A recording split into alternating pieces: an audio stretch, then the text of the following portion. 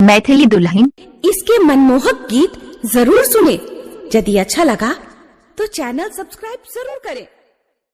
अखन अपने सब सुन रहल छी अलौली बाजार खगड़िया से माँ Saraswati recording studio DJ Madhubani. छौड़ी के घुमाई छी खगड़िया में किया स्टाइल मारै छी।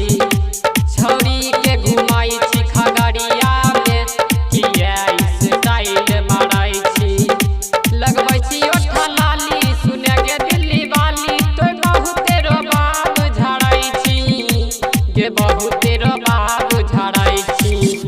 बुची के घुमाई छी खगड़िया में किया स्टाइल मारै छी।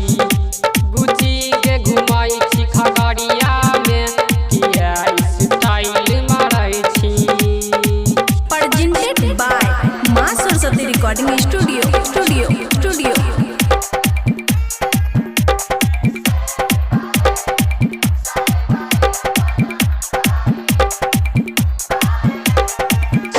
छौड़ी के घुमाई छी खगड़िया में किया स्टाइल मारै छी। मधुबनी।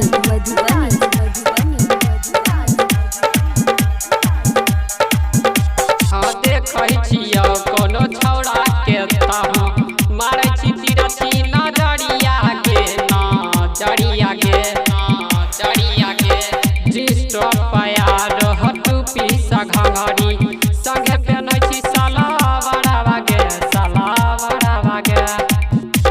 पहिर के काना वाली लगा के ओठ में लाली तो छौड़ा सबके जहान मारै छी गे छौड़ा सबके जहान मारै छी।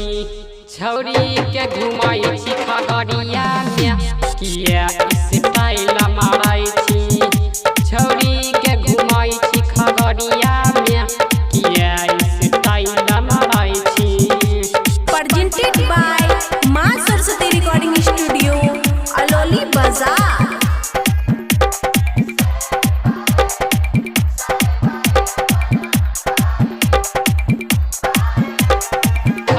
खगड़िया में किया स्टाइल मारै छी। मधुबनी।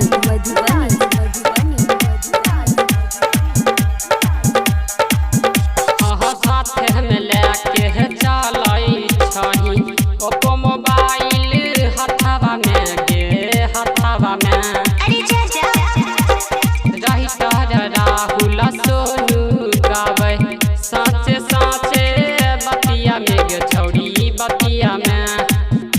हाँ दुनिया जहान करै छौ बदनाम तैयो नहीं बात मानै छी के बहुते रो बहाव झड़ै छी। छौड़ी के घुमाई छी खगड़िया में किया स्टाइल